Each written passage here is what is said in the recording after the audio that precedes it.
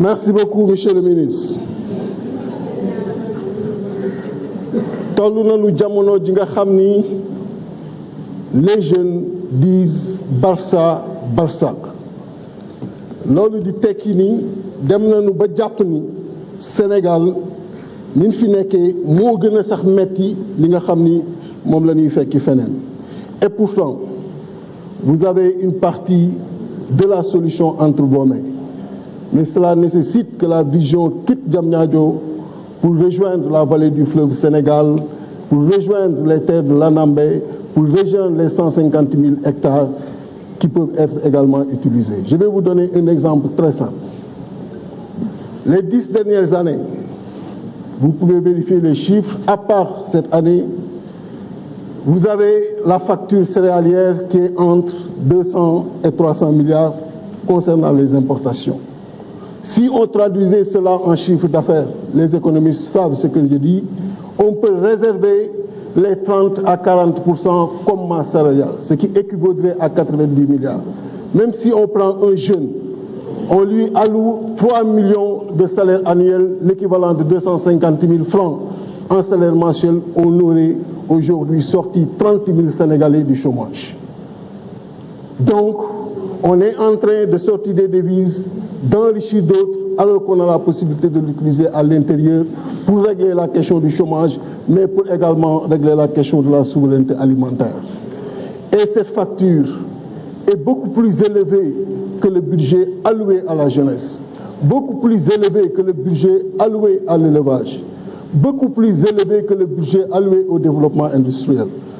Comment peut-on comprendre, chers collègues, qu'après 60 ans d'indépendance, que 60% de nos compatriotes restent encore au niveau 1 du classement des besoins de la pyramide de Maslow? Ils ont aujourd'hui des préoccupations de ventre et des ventres exposés aux cours mondiaux. Parce que justement, les denrées de première nécessité ne viennent pas ici. Je parle du riz, on peut parler du blé, on peut parler également du maïs. Et rien n'est fait. On est encore dans une courbe qui maintient, et les données de la Banque mondiale sont là pour l'attester, le niveau de la contribution dans le PIB. Au niveau du secteur primaire, de 2010, on était à 16%, en 2019 à 15% dans les banques mondiales.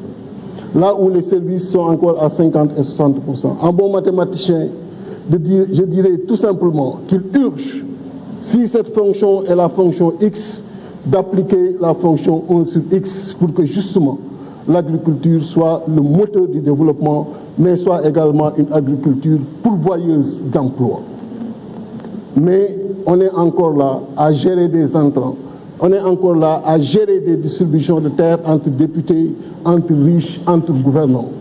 Là où justement le paysan qui est à l'intérieur du pays a besoin de ces intrants et ne le voit pas. Mais nos préoccupations restent à notre niveau. Et ce sont ces choses-là qu'il faudra fondamentalement régler et le plus rapidement possible. Donc, chers collègues, nous sommes interpellés face à nos responsabilités et nous ne pouvons fuir ces responsabilités-là. Et aujourd'hui, cette responsabilité en premier est entre les mains de nos gouvernements, entre les mains du président de la République, Macky Sall. Le chômage doit et impérativement doit être réglé par l'agriculture en grande partie. Vous en avez cette responsabilité-là.